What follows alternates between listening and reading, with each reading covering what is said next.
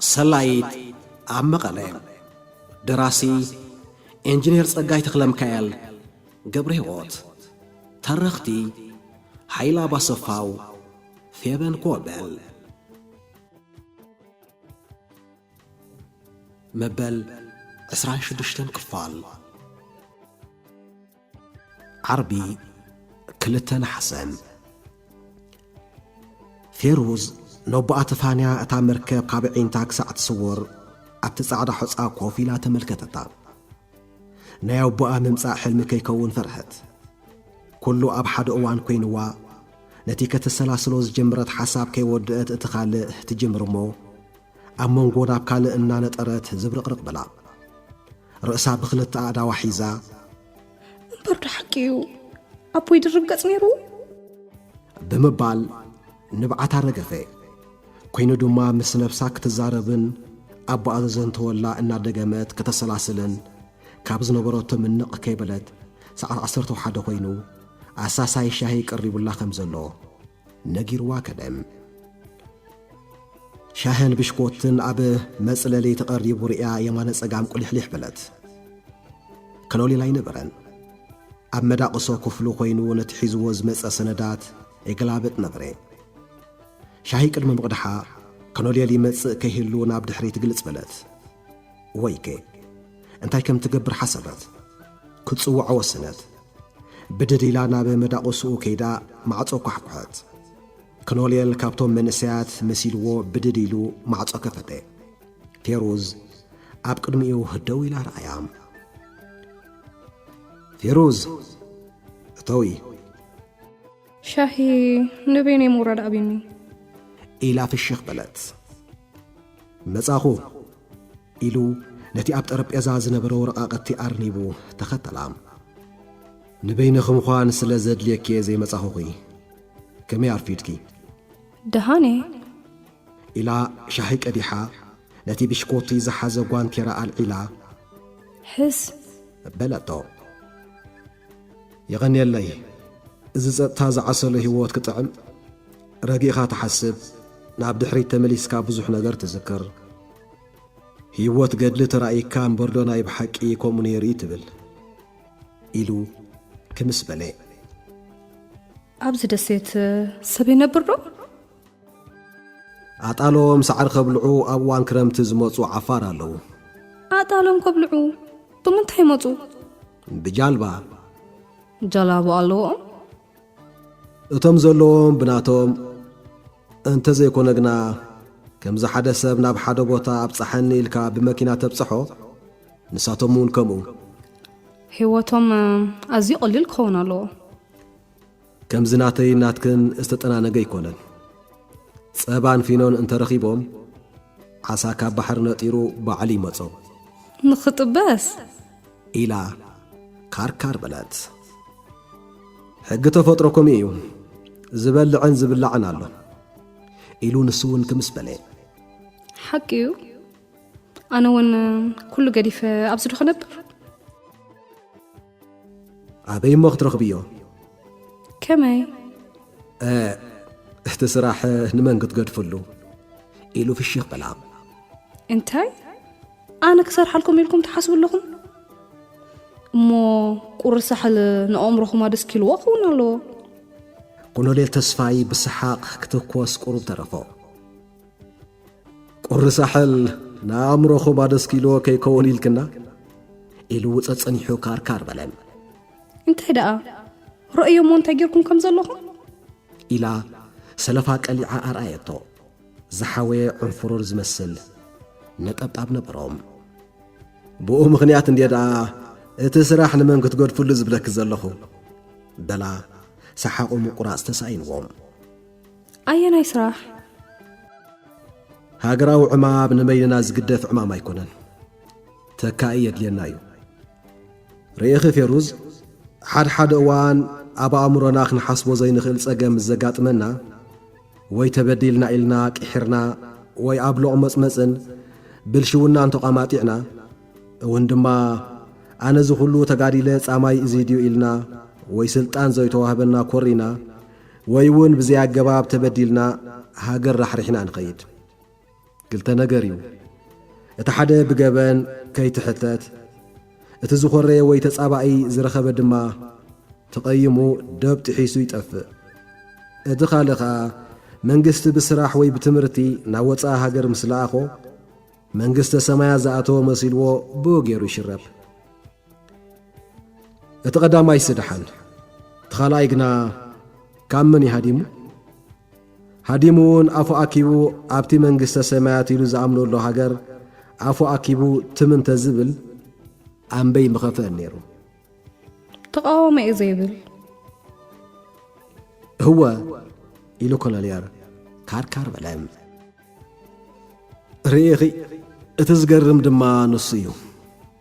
ابن دامات كهاجر كوين كاملو معالتي مس منجست اختباس توعل كابو حليفكا قبل على حزب خان هاجر كان جبن تفصم تقاوم يلكا تقاومو زليو كهولو دما نبريو خنياتو زخونه سب انت عن ربح حجر كوينو خقاومن رئيتو خجلص كخالن مسلو خركبن فتح خنقسن كصوع بحرياو مسليو كسمع دما قدني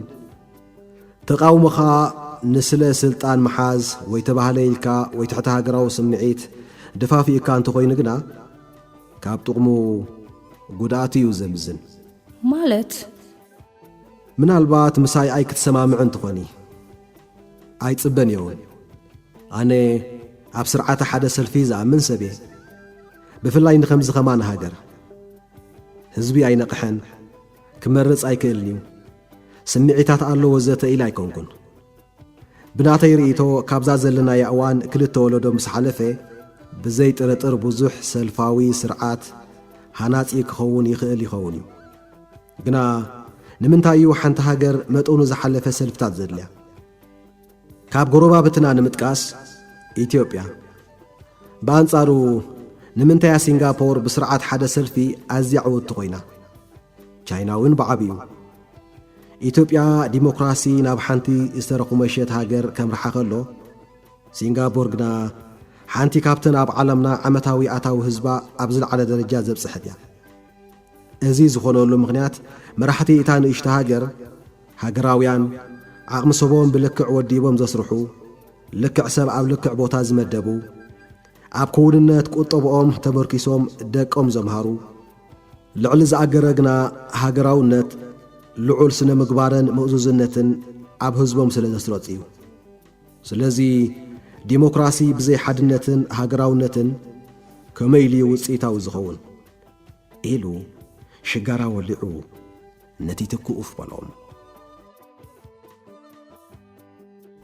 ኣብ ኤውሮጳ ህንጸት ሃገርን ሃገራውነትን ብብዙሕ መስርሕ ዝሓለፈ እዩ ዲሞክራሲያዊ መሰልውን ከምኡ ኤውሮጳ ብዘይካ ናይ ናፖልዮን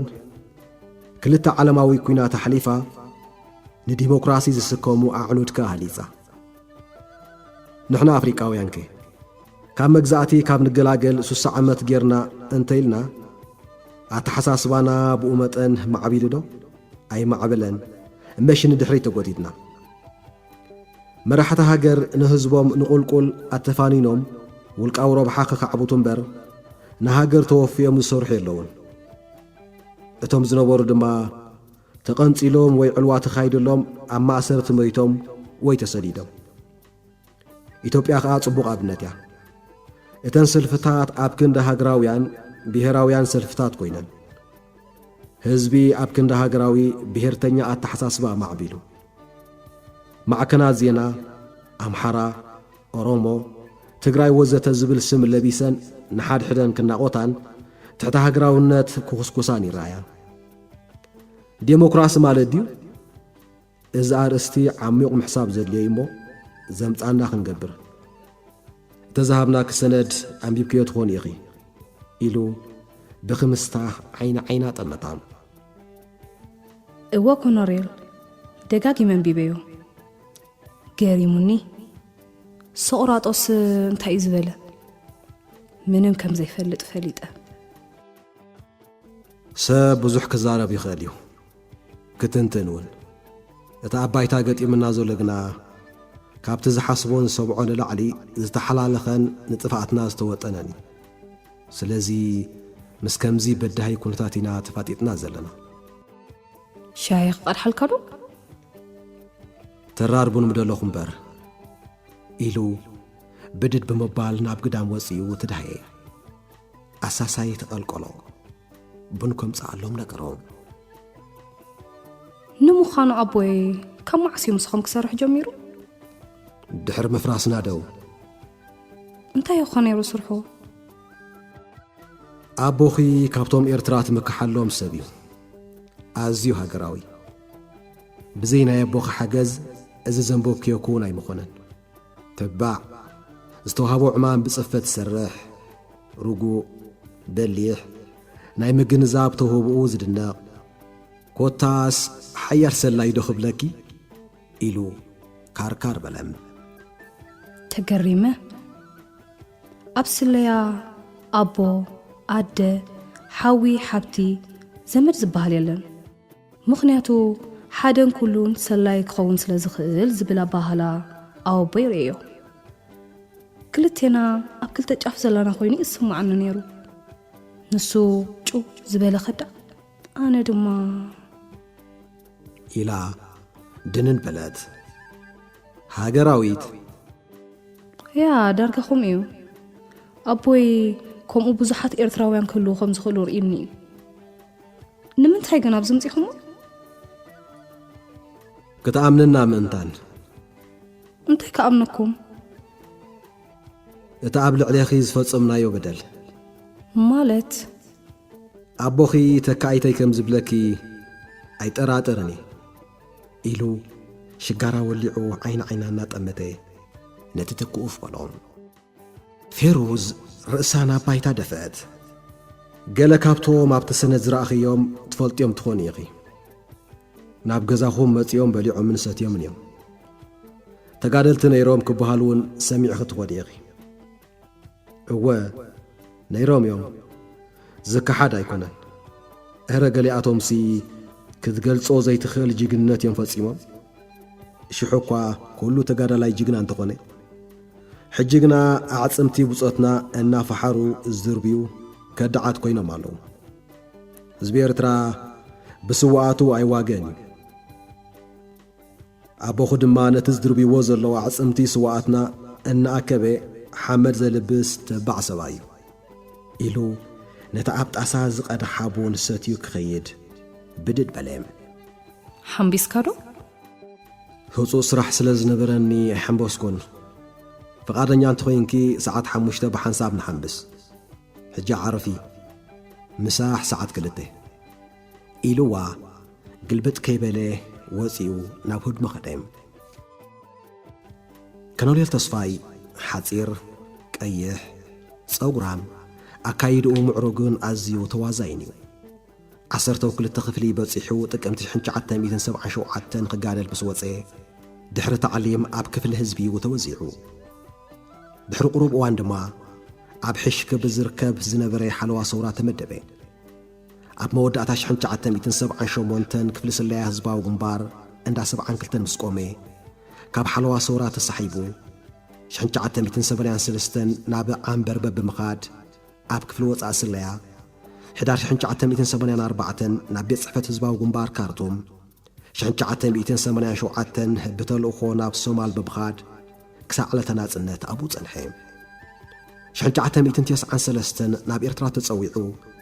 أب منيسترو قدايات وصعي هاجر كفل سلايا وصعي طربيزا أوروبا تمدبي بليح زجمرو سرح كي ودي كابيت صحفوتو زي وص ود 52 عامات هركوت سابيو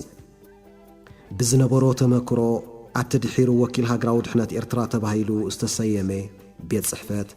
حلاف كفل سلايا وصا خوينو تمدبن ساعات 17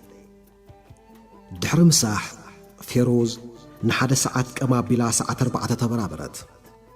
تاريخ يوت نايتهم بحوحاتن زي منقستاويان ودباتن استعصبو إرتراويان دقيما ببحد عن ببطو كندا يكون كم أبوي تربقت زلو ما بزرزر أسماتي اللوغن لكس إتأمت حف زنببون أفلي مزر أخوان أباي تاون هالي ኣብ CIA KGB ሞሳድን ካልኦትን ተገይሩ ዝበሃል ወኪል ሃገራዊ ድሕነት ኤርትራውን ካብኡ ብዘይፍለ መንገዲ ንተጸባእቲ ሃገርን ዕሱባት ኤርትራውያን ስልዮም ካብዞም መንግስቲ ኤርትራ ክወድ ቀሪቡ ከነጥፍኦ ኢና እናበሉ ክጭድሩን ክፍክሩን ዝውዕሉ ኸ ክንደይ ኮንኩም ኣቦ ይህሉ ኾኑ እናብለት ኣብ ሓሳብ ጥሒላ ዝደንጎየቶ ኮነልየል ማዕጾ ኳሕኩሐ ካብ ዓራት ነጢራ ወሪዳ ከፈተቶም ደቂስ ከዲኺ ሰዓት ክንደይ ኮይኑ መጻኹ ኢላ መሐንበሲ ከወስሞ ብላዕሊ ማልያ ለቢሳ ኣርከበቶም ፌሩዝ እቲ ዕንፍሩር ኣብቲ ክደራይ ዝሕብሩ ቁርበታ ጽልም ዝበለ ስምብራት ኣትሪፉ ነበረ ብፍላይ ኣብ ሕቋ ነቲ ሓጻር ማልያ ኣውፂኣ ናብ ባሕር ክትኣቱ ዝረኣያ ክኖልየል ዓይኒ መሊኡ ክጥምታ ተሸገረ ክሳዱ ጠወየ ኣስተብሃለትሉ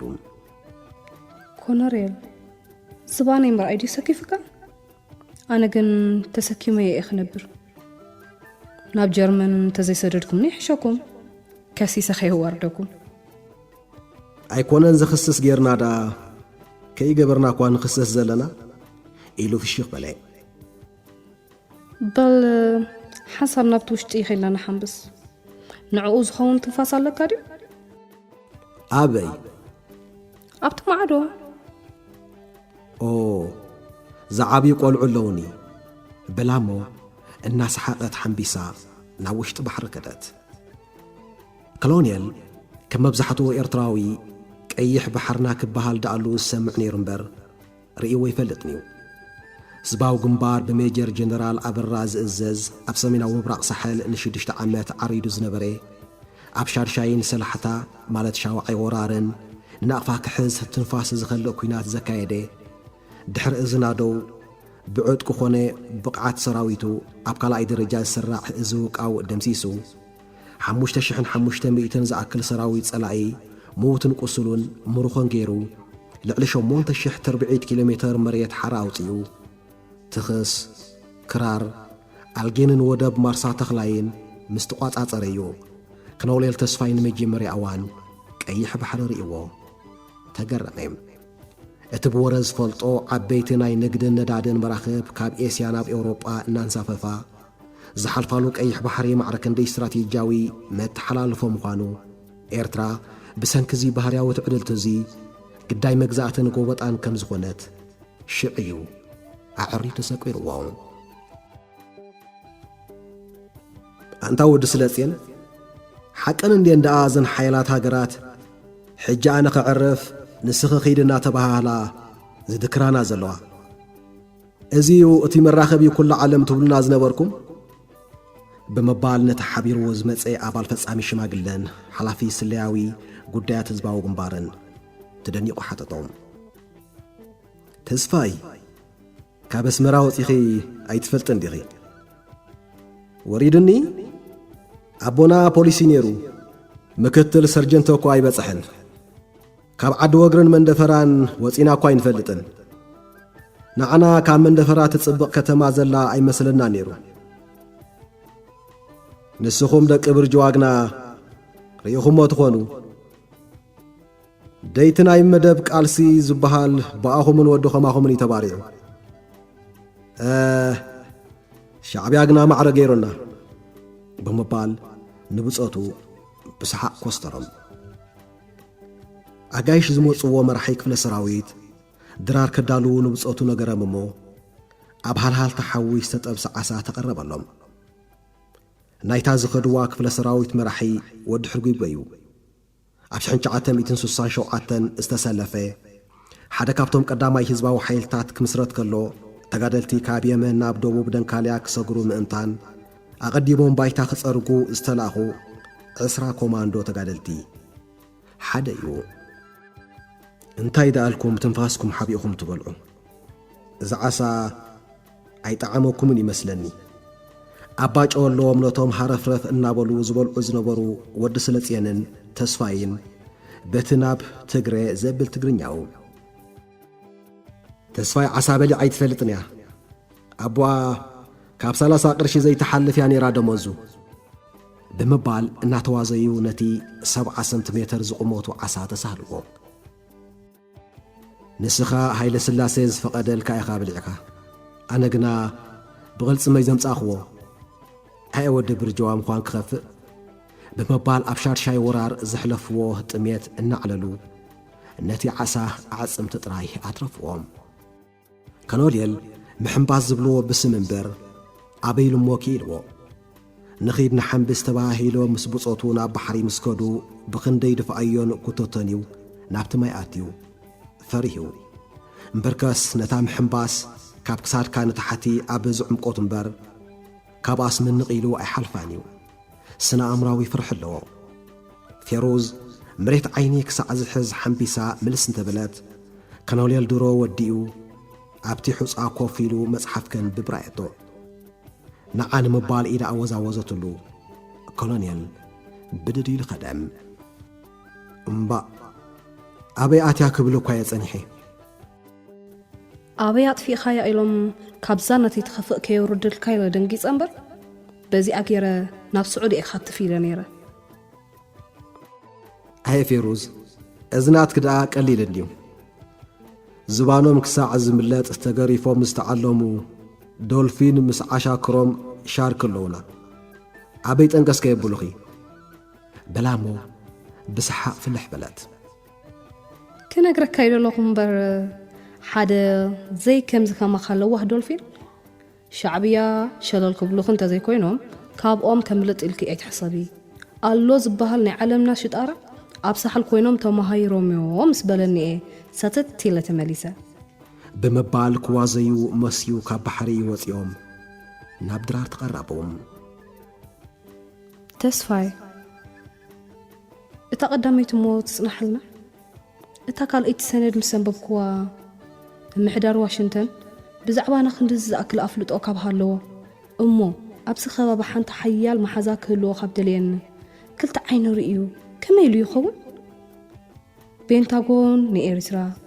ስቴት ዲፓርትመንት ድማ ንኢትዮጵያ ከመይ ኢሎም ክኸስቡ ይሓስቡ እቲ ሓደ ንወተሃደራዊ ስትራቴጂ እቲ ካልእ ድማ ንፖለቲካ ምዃኑ ድዩ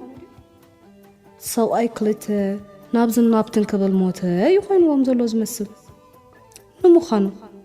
እታ ኢትዮጵያ ትበሃል ሃገር ውሽጣ ዝዋህበኸ ምዃኑ ይፈልጡ ድዮም ኣሜሪካ ንኽልቲአን ሃገራት መሓውዝታ ክትገብረን ትደልያ ኣብ ምርጫ ምስ ትወድቕ ግና ንኢትዮጵያ ትመርጽ ባድመ ድማ ጽቡቕ ኣብነት እያ ስቴት ዲፓርትመንት ብዘይካቲ ዝህውጾም ዘሎ ሰረተ እምነትና መንግስቲ ኢትዮጵያ ኣብ ስንኩፍ ባይታ እዩ ዘሎ ንስኹም ትሕሹ ባድመ ግደፍሎም ምስ በሉና ላዕላውነትና ኣዋጋ ዕዳጋ ኣይነወትን ኢና ብምባልና ከይኮነ ኣይክተርፍን እዩ ሓዊ ኣብ ልዕልና ክኽስክሱ ላዕልን ታሕትን ዝብሉ ዘለዉ ዘይተገንዘብዎ ነገር ግን ኣሎ ብሓዊ ሕብረት ሶቪየት ተለብሊምና ዝወፃና ምዃንና እቲ መንግስትስ ሕራይ ሶሮስ ፋውንዴሽን ከ እንታይ ረብሓ ኣለዎ ሶሮስ እኳ እዩ ብመንገዲ ታይደስ ፋውንዴሽን ንኸም በዓል ኣምነስቲ ሁማን ራይትስ ዎች ኢንተርናሽናል ክራይሲስ ግሩፕ ጋዜጠኛታት ብዘይዶብ ዩኤስኣይድ ዝኣመሰላ ውድባትን ሲአይኤን ኣማኢት ሚልዮናት ዶላራት ዓመታዊ እናመወለ ዘንቀሳቐሰን መተንፈሲ ሳምቦን እኮ ኣብ ቤት ጽሕፈት ሶሮስ እዩ ዘሎ እዘን ሃገራውያን ውድባት ድማ ነዞም ትርእዮም ዘለኺ ናይ ትማሊ ተጋደልቲ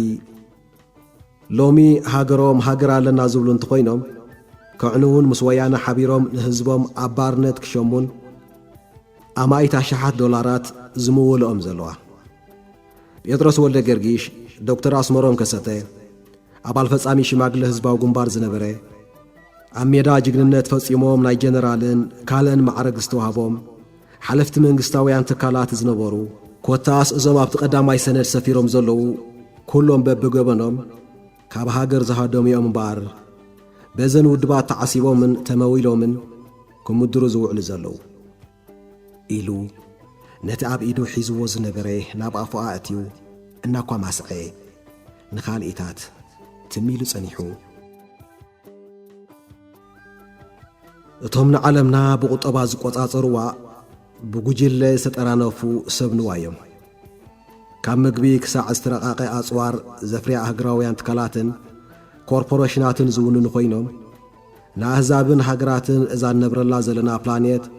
ኣብ ትሕቲ ምልኮም ክእትዉ ካብ ዝሕልኑ ዓሰርተታት ዓመታት እዮም ኣቝጢሮም። ኮይኑ ግና ብሰንኪ ዝሑል ኩናት ተገቲኦም እንተጸንሑ እኳ ድሕሪ ምብቃዑ ነቲ እንኮ ቐጽራዊ ዓለማዊ ስርዓት ዝብል ሕዱር ጥሙሖም ባይታ ኸጣጥሑን ከተግብሩን እስትራተጂ ነዲፎም።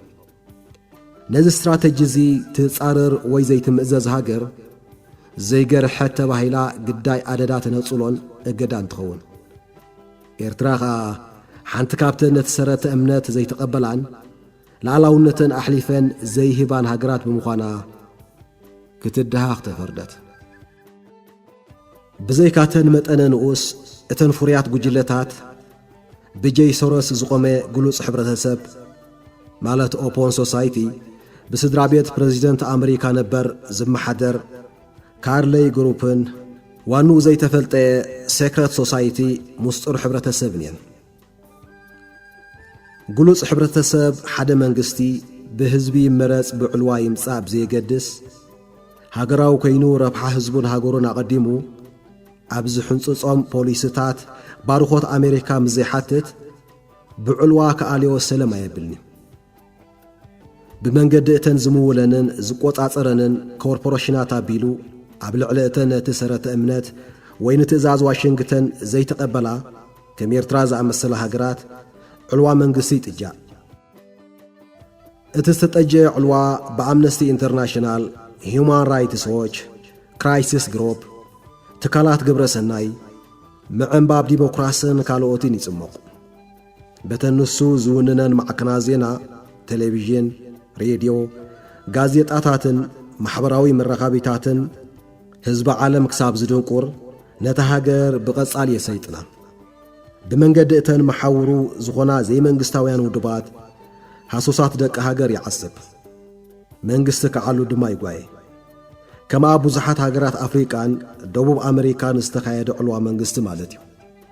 ጉጅለ ካርለይ ብቐንዱ ብስድራ ቤት ፕሬዚደንት ኣሜሪካ ነበር ዝመሓደር ኮይኑ ኣገዳሲ ምንጪ ሃብቲ ዓለምና ንምቁጽጻር ኣብተን ገዚፍ ባህርያዊ ሃብቲ ነዳዲ ዘለዎን ሃገራት ቅልውላው ፈጢሩ ሰላምንን ርጋእትንን ዘሪጉ ነቲ ቅልውላው ንምምሕዳር ዝሰርሕ እዩ። እዚ ድሕሪ ምብቃዕ ዝሑል ኩናት ኣዝዩ ዝተሰነ ጉጅለ እዙ ሶማል፣ ዒራቕ፣ ሊብያ፣ ሶርያን ዝኣመሰለ ሃገራት ግዳይ ዘይዓግብ ሸውሃቲ ኮይነን ካብ ዘለዋ ብዙሓት ሃገራት እተን ውሑዳት እየን። እምበኣርክስ ኣብ ዓዲ እንግሊዝ ኤሊዛ ምራጭ፣ ኣብ ሕቡራት መንግስታት ኣሜሪካ ጴጥሮስ ወልደ ጌርጊሽን ዶክተር ኣስመሮም ከሰተን ዓሰርተታት ኣሽሓት ዶላራት ዓመታዊ እናተመወሉ ብዘቕምዎ መርበብ ኤርትራውያን እናዓሰቡ ንዘካይድዎ ጐስጓስ ኣጀንዳ ካብ ወያነን እዘን ሃገራውያን ዘይመንግስታውያን ውድባትን እዩ ዝወሃቦም። ማእከል ወኪል ስለያ ኣሜሪካ ማለት ማወስ እዞም ሰለስተ ኣካላት እዮም ዝውንንወይ ዝበሃል። ጀይ ሶሮስ ዝምእከል ጉጅለ ግሉጽ ሕብረተሰብ ዋንኡ ዘይተፈልጠ ምስጡር ሕብረተሰብ ከምኡውን ብስድራ ቤት ፕሬዚደንት ኣሜሪካ ነበር ዝምእከል ጉጅለ ካርለይን ኣብ ትሕቲ ማእከል ወኪል ስለያ ኣሜሪካ ኣምነስቲ ኢንተርናሽናል፣ ሂውማን ራይትስ ዎችን፣ ረድኤት ኣሜሪካ ማለት ዩኤስኣይድ፣ ምዕንባብ ዲሞክራስን ካልኦትን ኣለዋ። ጸብጻብ የመሓላልፋ፣ ትእዛዝ ድማ ይቕበላ። እቶም ኣቐዲመ ዝገለጽኩልኪ ሃሱሳት ኤርትራውያን ኣብ ትሕቲአን ይሰርሑ፣ ወያነ ድማ ብዝበለጸን ዝተወደበን መንገዲ ይጥቆምሎም። ናብ ኣዲስ ኣበባ ክመጹ ዕድመ ይሰድሎም። ኣብ ማዕከናት ዜናኡ ዲሞክራስያውያንን ተጣበቕቲ ሰብኣዊ መሰላትን ኢሉ የቃልሖም። በተንሱ ዘቖመንን ዝምውለንን ከም ማሕበራዊ መራኸቢታት፣ ድሕረ ገጻት፣ ሬድዮ ማሕታን ኣሰይን ዝኣመሰላ ንቐዳማይ ሚኒስትር ኢትዮጵያን ሰበስልጣን ወያነን ቃል ምሕተት ይካየዳሎ። ንሰበስልጣን ኤርትራ ድማ የሰይጥኖም ንሕዝብን መንግስትን ከጀጅቡ ማለት እዩ። ሓተተት ፊሩዝ ተብልያ ቤናይ ዓቕሙ ህዝቢ ኤርትራ ኮ 100 ዓመት መግዛእትን 30 ዓመት መሪር ብረታዊ ቃልስን ዘሕለፈ ህዝቢ ንቕሓ ንሓቱን ሓድነትን ሰማዕታት እዮም ሓወልቶም ኣብ ነፍሲ ወከፍ ገዛ ተሰቒሉ ዓመት መፀ ሽምዓ ኣብርሂ ኮዝብ እቶም ሎሚ ደቂ 36 ዓመት ኮይኖም ዘለዉ መንእሰያትን ድሕሪ ናጽነት ዝተወልዱ ቆልዑን በዚ ኽብርታት ተሃኒጾም እዮም ሓቢሮም ኣብ ወራር ኢትዮጵያ ኮሪና እዮም ኣብ ቅድመ ግንባር ጥይት ንግንባሮም ዝሃቡ ጀጋን እዮም ንስኹን ሓንቲ ካቦም ይኽእል ኢሉ እናበለቐ ነቲ ኣብ ልዕሊ ኤርትራ ዝተኣልመን ዝእለምን ዝነበረ ዝተጠመነ በመጸላም ፌሮዝ ብተመሱጠያት ሰምዑ ነይራ ድራራብ ቂዖም ሽጋራ ምስ ወልዐ ንሳውን ውን ኢልዋ ሓንቲ በባሓደ ኣንቲ ሽጋራት ሰቲ ገሊ ንምንታይ ዘይነገርክና ኣብ ካርሸሊ ኢሉ ትበለይ ኣሲርኩምሲ ሽጋራ ኸትውን ኢላ ክርትን በለት ንስውን ከይፈተወስ ሓቐን ከም ዝመስለኒ ከይተዘራረብና ክንረዳዳእ ንኽእል ዘለና ኮይኑ ይስማዓኒ ጎሲምክያ ትምባል ሕሸኪ ማለት ካዱ በለቶ እናሰሓቐት እወ ሓራይ ኮነረል በለት እሞ ትዋሕ በሎ ኮሎኔል መጻኹ ብምባል ብድዲሎ ናብ መዳቆሶ ህድምኡ ከይዱ ሓደ ሰነድ ሒዙ ተመልሰ እዛ ሰነድ አንብብያ ጽባሕ ብመርከብ ጌርና መዘናገረምቲ ደሴታትና ከነርእየ ከይዱ እግረ መንገድና ድማ ብዛዕባ ክንዘራረብና ሕጂ ገድፈኪ ኣዕርፉ ኢሉ ብደሞ ሰዓቱ ራእየ ሰዓት 11 ሕርብ ዕልፉ ብልልዋም ለይቲ